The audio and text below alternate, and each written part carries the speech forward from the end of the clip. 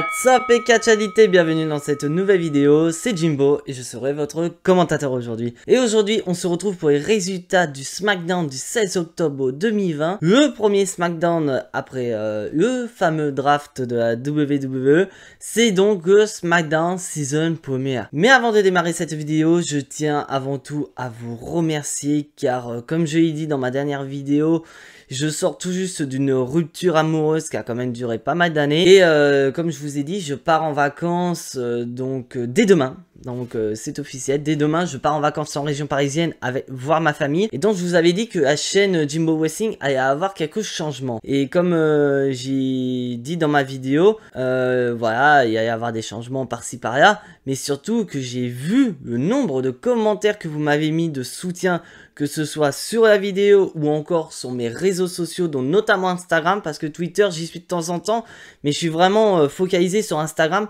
Donc pour ceux qui veulent voir mon Instagram, le lien sera en description. Mais avant tout, voilà, je tiens quand même à vous remercier sincèrement, parce que déjà d'une, vous comprenez ma situation, et puis vous comprenez pourquoi j'ai besoin de ces 2 semaines de repos. Donc comme j'ai dit, la chaîne Jimbo Wrestling va avoir une pause de 2 semaines. Donc ça veut dire qu'il n'y aura pas de review de Raw, pas de review de SmackDown pendant 2 semaines.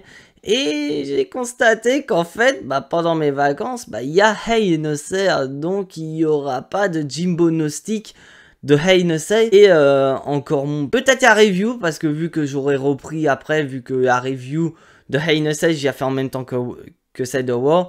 Donc il y aura la review. Mais c'est vrai que c'est assez dur. Mais bon, vous avez tous compris. Vous m'avez tous dit, voilà, prends tes 2 semaines de vacances. Comme ça, tu reviens plus fort. Et je vous remercie sincèrement. Mais sur ce, trêve de blabla, voilà, c'est du passé. Maintenant que le show commence. Donc au final, le show commence donc avec Triple H et Stephanie McMahon qui nous souhaitent la bienvenue à Friday Night SmackDown. Donc moi qui vois Triple H et Stephanie McMahon au centre du ring, je me dis, ils vont nous annoncer quand même quelque chose de gros quand même. Mais en fait non, ils nous disent tout simplement, voilà, la bienvenue. Ils nous présentent donc les nouvelles superstars. Et à noter que, comme d'habitude, on a à Raw ou à SmackDown, donc une petite vidéo d'introduction, etc. Cette fois-ci, nous avons eu la nouvelle vidéo d'introduction de SmackDown, donc avec les superstars qui sont intégrés maintenant au roster de SmackDown. Donc on peut voir dans la vidéo, on a Seth Rollins, on a Bianca Belair, Kevin Owens, Aleister Black par exemple. Et donc au final, Triple H et Stephanie McMahon nous annoncent donc les nouveaux visages qui sont arrivés du côté de SmackDown suite au draft. Et d'un autre côté, ils nous présentent le programme de la soirée.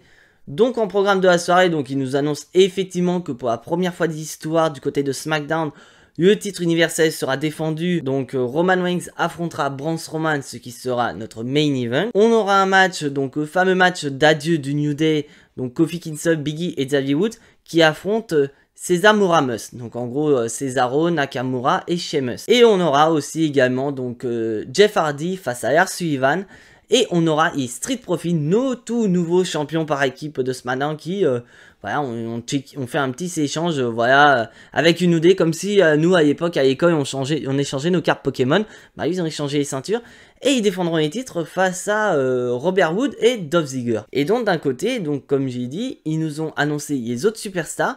Donc en gros, ils nous ont annoncé Aleister Black, ils nous ont annoncé bien sûr Seth Rollins, bien sûr on a eu les superstars qui sont quand même présents, ils nous ont dit au retour de Daniel Bryan, ils nous ont dit voilà qu'il y a Sami Zayn, et au moment où ils nous introduisent les champions par équipe et Street Profits, ces derniers se font attaquer par Dolph Ziggler et Robert Wood. Et donc au final on a une bagarre générale qui débarque et tout, et ça va monter même dans le ring. Et à un moment on se retrouve avec 3 catcheurs dans le ring. Donc on a Shorty G, on a Apollo Crews et le champion intercontinental Sami Zayn. Et là qu'est-ce qu'on a? On a la musique de Lars Sullivan.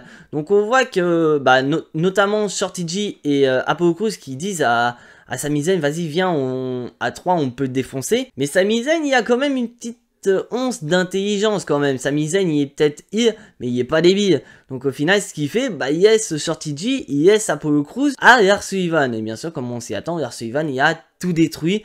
Même Jeff Hardy qui est intervenu par derrière, ça n'a pas suffi. Et donc là on passe directement au premier combat. Lars Sullivan face à Jeff Hardy. Et moi, personnellement, non-respect pour Jeff Hardy. Zéro respect pour Jeff Hardy. Putain, génération catch attack, le visage à WWE en France. Bah, il s'est fait défoncer la gueule. Tout simplement. Le match a duré même pas 5 minutes. Lars Sullivan a dominé totalement. À la fin, voilà, Jeff Hardy a un petit moment, voilà, de second souffle, où il parvient à porter son Twist of Fate, il se met en position pour son Sweat on Bomb, mais Lars Sullivan, voilà, il est trop puissant, il se relève, et voilà, il accueille Jeff Hardy avec sa prise de finition pour le compte de 3. Donc vainqueur de ce match, Lars Sullivan. Et donc au final, Lars Sullivan, malgré ce que on entend par-ci par-là, la WWE, ils en ont l'air de rien à cirer pour l'instant. Et donc ils essaient de construire Lars Sullivan peut-être pour plus tard. Mais moi personnellement, Lars Sullivan, n'allez pas le mettre dans un match pour un titre mondial, ça sert strictement à rien. Sachant, je crois que Lars Sullivan, oui, il y a SmackDown. Oui, il y a SmackDown, j'ai eu un petit doute. Il est à SmackDown. Donc je peux pas lui mettre grand chose. Ne mettez pas face à Roman Reigns, ça sert strictement à rien. Clairement. Et donc là, on passe au prochain match. Donc le match à 6. D'un côté, le New Day. De l'autre côté, César Moramus. Mais avant le combat, on a le New Day qui sont dans le ring avec le micro. Et donc grosso modo, on sent bien que voilà, c'est une cérémonie d'adieu pour le New Day. Parce que je vous rappelle, Xavier Woods et Kofi Kingston sont draftés à Raw, donc ce sont maintenant nos champions par équipe de Raw, et Big E reste tout seul du côté de SmackDown. Et donc au final, ils sont vraiment en train de nous rappeler des événements du passé, donc notamment Kofi Kingston qui dit qu'en 2012, il était si bas qu'il avait même songé à prendre sa retraite, et que le fait qu'il ait rencontré Xavier Woods et Big E, ça l'a tout simplement sauvé. Il y a eu, donc comme il a dit, il y a 6 années, il est meilleur de toute sa carrière. Et ils nous ont quand même rappelé certains faits que voilà, à une époque, ils avaient gagné un match pour devenir champions par équipe, qui sont d'ailleurs devenus les champions au règne le plus long de l'histoire. Et Kofi Kingston notamment rappelle aussi que c'est grâce à ses frères du New Day qui a pu aller à WrestleMania l'année dernière, affronter Daniel Bryan et devenir champion de la WWE. Donc on voit sincèrement que le New Day, ils sont hyper déçus, car au final, ils le disent eux-mêmes, ils ont fait face à quelque chose qui est beaucoup plus puissant que le pouvoir de la positivité, c'est tout simplement le draft. Et donc là, on passe au match, et franchement, le match, j'ai bien aimé, notamment de l'autre côté, parce que voilà, comme j'ai dit, il y a Cesaro et il y a Sheamus, donc anciennement The Bar, qui était une très bonne équipe, notamment avec une New Day. Michael Cole le rappelle bien que voilà, c'est quand même Cesaro, c'est quand même Sheamus qui ont mis fin au règne légendaire du New Day. Donc voilà, et c'est vrai que j'ai bien aimé, voilà, un petit retour aux sources, mais ça n'a pas empêché le New Day de remporter le match, et donc voilà, le New Day fait ses adieux avec une victoire. Donc franchement, je suis assez curieux parce que voilà, bon, je lis les infos, donc à WWE prévoit un énorme push de la part de Big E, donc pourquoi pas placer Big E dans les main events à venir, pourquoi pas Big E a toqué à la porte de Roman Reigns après Hell in a Cell, pourquoi pas. Moi franchement, si tu me mets ça, je suis assez partant. Donc voilà. Et j'ai oublié de noter qu'aussi que New Day, pendant leur cérémonie d'adieu, ils ont fait référence aux Usos. Donc notamment parce que voilà, ils ont dit qu'ils ont eu quand même des rivalités assez légendaires face aux Usos, notamment à Hell in a Cell. Donc ils nous ont fait une petite référence, car comme vous savez, dans quelques semaines, on aura Hell in a Cell. Bon là, on va vite faire en coulisses, où on a Otis, voilà, Mr. Money in the Bank, qui est maintenant sans femme et sans amis, parce que comme vous savez, Mandy Rose et Tucker sont du côté de Raw, et donc Kaya Braxton lui parle par rapport au procès vis-à-vis du Miz, parce que bien que le Miz et Morrison soient à Raw, le procès pour la maladie d'Otis est toujours en cours. Et là, d'un côté, on a Sami Zayn d'un côté qui vient, tacler Otis en disant, voilà, t'as perdu ta femme, t'as perdu ton meilleur ami, et tu vas perdre ta maladie, donc en gros, tu vas devenir une grosse merde. Et là, donc là, Otis attaque Sami Zayn. Donc, est-ce que la WWE nous tease, pourquoi pas, une rivalité entre Otis et Sami Zayn? Je suis très curieux de savoir ça. Et donc là, on passe donc à un segment qui avait été annoncé, le retour de Daniel Bryan. Et donc, Daniel Bryan qui est heureux d'être de retour à SmackDown. D'ailleurs, Daniel Bryan nous fait une petite dédicace à sa femme et à sa fille qui sont présentes au Thunderdome. Mais je tiens à préciser, présentes au Thunderdome, pas physiquement. Ils sont, voilà, parmi le public virtuel. Et donc là, Daniel Bryan dit qu'il est heureux d'être de retour à SmackDown il est heureux de voir les nouveaux visages qui sont arrivés du côté de SmackDown. Donc il cite donc Kevin Owens, Aleister Black, Bianca Belair ou encore Apollo Crews. Mais il y en a un qui est assez énervé parce qu'il n'a pas été cité.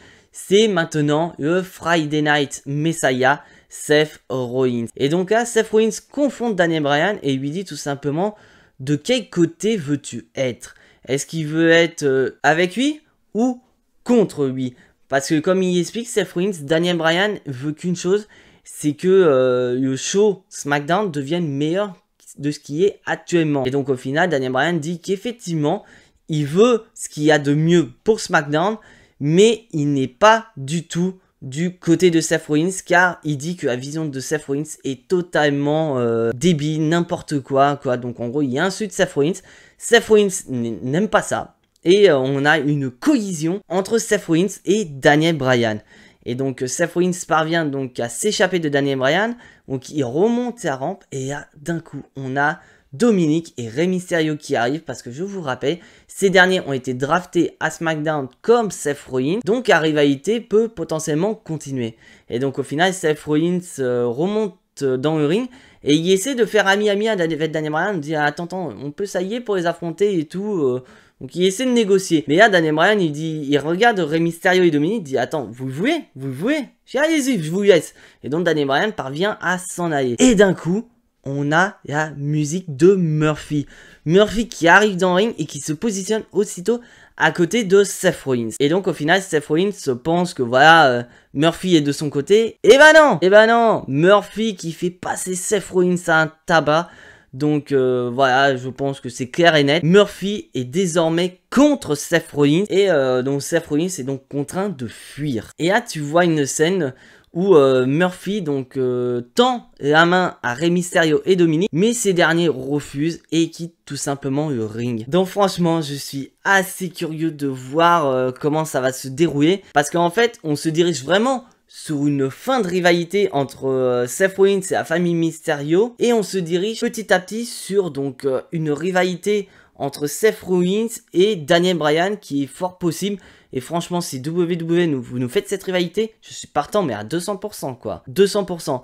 Mais je pense que voilà, WWE vont d'abord finir cette rivalité et pourquoi pas avoir un match entre Murphy et Seth Rollins du côté de Hell in a Cell. Parce qu'on peut voir maintenant, c'est plus ces interactions entre Murphy et Seth Rollins qu'il y a dans la rivalité. C'est plus Rey Mysterio ou Dominic qui viennent taper Seth Rollins.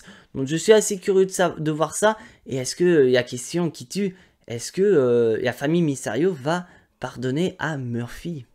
Telle est la question. Et donc là, on passe au match de championnat par équipe. Nos champions des Street Profits face à Dolph Ziggler et Robert Roode. Et bah c'est de la merde. C'est de la merde un peu année. Bon, je vous explique, le match a duré que quelques minutes.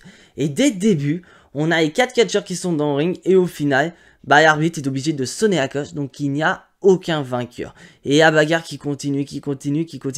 Mais mention honorable toujours à Montez Ford qui fait mes deux ses sauts, son crossbody, mais il est énorme. Je surkiffe ce personnage. Mais on voit bien que WWE, bah, ils nous créent cette rivalité entre les Street Profits et l'équipe de Dolph Ziggler et Robert Roode déjà depuis quelques semaines, depuis le retour de ces derniers. Donc je suis pas vraiment surpris que la WWE nous prévoit une rivalité entre ces deux équipes, pourquoi pas à Hell in a Cell, qui est fort probable. Et franchement, moi je trouve que c'est super génial, parce qu'au moins ça met un peu du sang neuf du côté de la division par équipe, qui depuis quelques semaines, quel que soit le roster, c'est carrément de la merde. Et là, on passe à la signature de contrat, parce que oui, c'est bien, on a un match qui est annoncé à Hell in a Cell, mais il faut signer le contrat pour l'officialiser.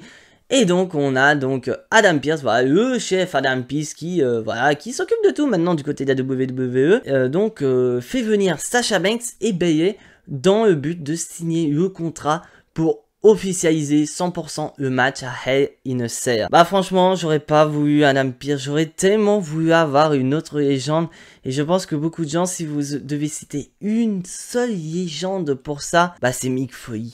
C'était Mick Foley, mais bon, malheureusement, Covid, situation actuelle oblige, bah on fait venir Adam Pearce. Et là donc au final Sasha Banks se lâche totalement face à Bayley.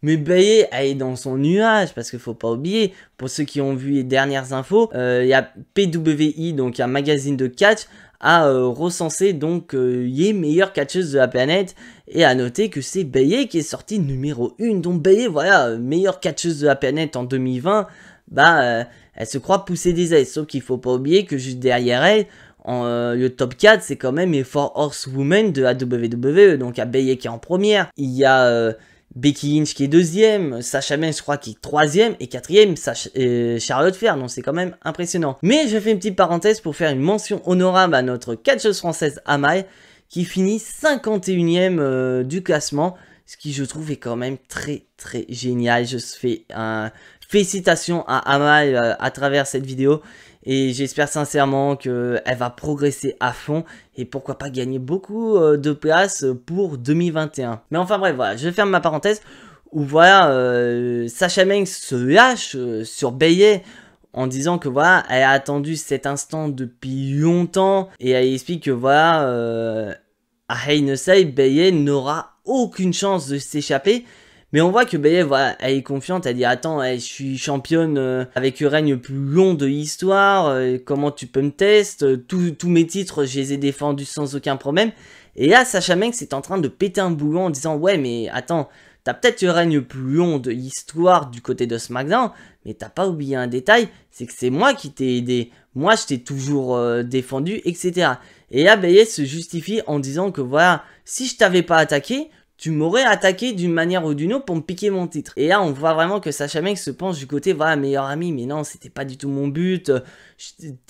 T'étais supposé être ma meilleure amie, donc je devais te soutenir jusqu'au bout, etc. Et donc, on voit dès le début que Sasha Banks, elle réfléchit pas, elle signe directement le contrat.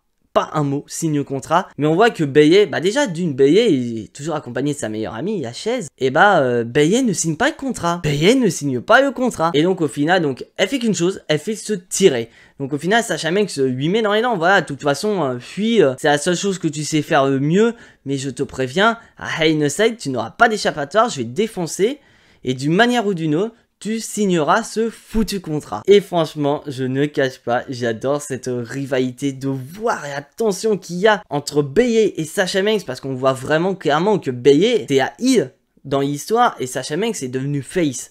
Et on voit vraiment que c'est génial. Et à noter, Michael Cole a quand même bien précisé que Sasha Banks a fait toutes les éditions du Hell in a Cell féminin. Bon, à noter, il y en avait que 2. Mais n'empêche, elle a fait les deux. Elle a affronté Charlotte Flair en 2016 et l'année dernière, elle s'est fritée avec Becky Lynch. Tandis que Bayley n'est jamais rentrée dans la cellule de l'enfer. Donc Michael Cole essaie de dire que grosso modo, Sasha Banks a plus ou moins l'avantage face à Bayley. Et franchement, je suis assez curieux de voir ça et j'espère sincèrement que Sasha Banks va remporter le match et qu'elle va devenir pour la première fois de sa carrière championne de SmackDown. Et là, on passe au main event de la soirée. Le match pour le titre universel entre Roman Reigns et Braun Strowman. Bah, je vous cache pas, c'était très très prévisible. Parce qu'à noter, voilà, faut pas être con. Braun Strowman a été drafté du côté de Raw. Roman Reigns est toujours à SmackDown. Donc WWE, ça va pas nous mettre un match où on connaît pertinemment le vainqueur. Même si, admettons, Roman Reigns aurait perdu par disqualification, bah au final, il aurait gardé sa ceinture. Donc c'était un peu con. En plus, tu regardes, durant tout SmackDown, on a donc des membres de la Fox, donc notamment des joueurs de NFL, etc., qui sont en train de pronostiquer leurs favoris pour les matchs. Donc d'un côté, t'as des gars qui sont à fond sur Strowman, des gars qui sont à fond sur Roman Reigns. Mais ces mecs, vous êtes débiles ou quoi? Roman Reigns, il allait conserver son team. Vous n'avez pas envoyé le titre universel du côté de Raw et qu'on ait 2 champions du monde, alors qu'on est censé avoir un match Hell in a Cell I Quit match entre Roman Reigns et Jey Uso quand même. Mais à noter, voilà, je vais me calmer un peu. Mais on va analyser le match, et franchement le match j'ai bien kiffé, j'ai bien aimé, parce qu'on voit vraiment une domination pure et dure de Roman Reigns.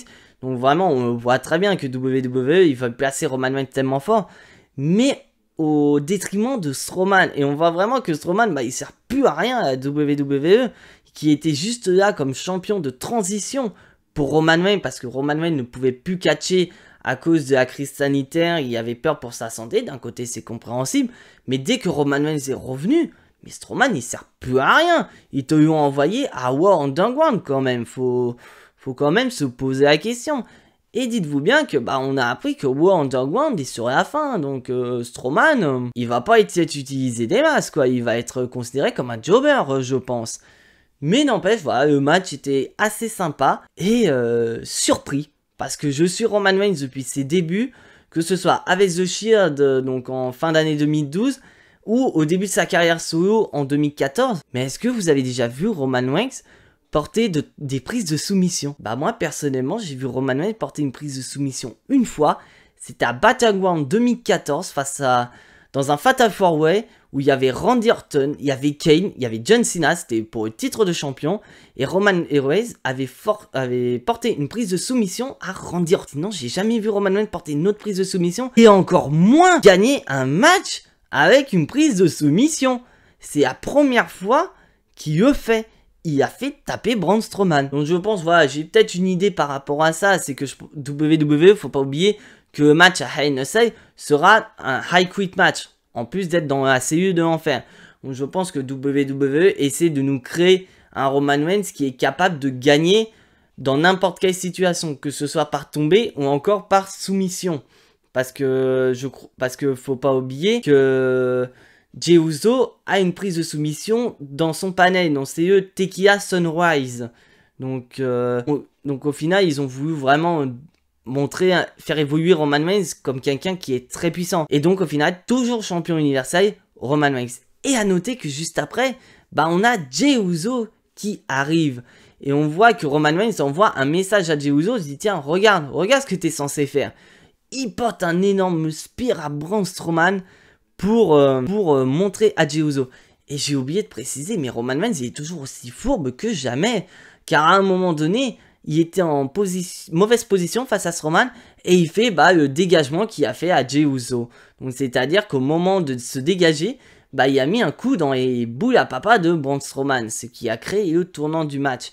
Et donc à un moment donné, Paul Heyman donne une chaise à Roman Reigns et il dit à Jey Uso, voilà, regarde ce que tu dois faire après. Et il assomme Braun Strowman de coups de chaise à fond. Et à un moment donné, Jey Uso monte dans le ring. Et là, Roman Reigns lui donne la chaise et il se tourne. Donc comme une sorte d'épreuve en fait. Un peu que dans la famille Samoan, en lui disant, voilà, si tu veux être membre de la famille, faut que tu sois capable de le faire. Mais au final, on voit que c'était un coup de bluff de la part de Roman Reigns. Il savait très bien que Jey Uso n'avait pas donné le coup de chaise. Mais il s'est pris un super kick dans la gueule. Il s'est pris un super kick. Et étant au sol, c'est là où Jey Uso s'est déchaîné sur Roman Reigns. Il lui a porté des coups de chaise, à un point où les officiels, donc Adam Pearce, des arbitres, Jimmy Noble, étaient obligés de les séparer. Sauf que le problème, c'est que tous les officiels étaient sur Jey Uso. Roman Reigns, il était tout seul. Donc Roman Reigns en a profité pour porter un énorme Superman Punch sur Jey Uso. Et le show se termine donc avec Roman Reigns qui est debout et Jey Uso est au sol. Et franchement, je suis surexcité de cette rivalité. Je suis très curieux de voir ce qui va se passer à Hell in a Cell. Parce que comme j'ai expliqué, Roman Reigns maintenant sait porter des prises de soumission. Il peut gagner grâce à une prise de soumission. Parce que certes, c'est effectivement un high quit match. Mais le plus souvent dans les high quit match, c'est souvent des prises de soumission qui sont utilisées. Donc franchement, je suis très très curieux de voir ça.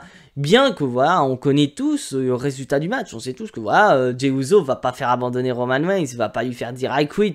Ça va être Jey Uso qui va perdre. Mais quand même, WWE nous crée quand même une petite lueur d'espoir pour Jey Uso. Donc voilà, cette vidéo est officiellement terminée. Si vous n'êtes pas abonné à la chaîne, abonnez-vous. Et lâchez le petit pouce bleu qui fait plaisir à la chaîne. Et activez la petite cloche pour être notifié des prochaines vidéos. Comme je vous ai dit, pendant 2 semaines, il n'y aura plus de vidéos sur la chaîne Jimbo Wrestling. J'étais censé vous en sortir une demain, mais comme je vous ai dit, demain, je pars directement sur Paris. Donc je n'aurai pas forcément le temps de vous sortir une petite vidéo. Donc sur ce, soyez tous très très fiers d'être fans de catch. Et à la suite, au prochain épisode dans 2 semaines. C'était Jimbo, je vous fais des bisous et à la prochaine.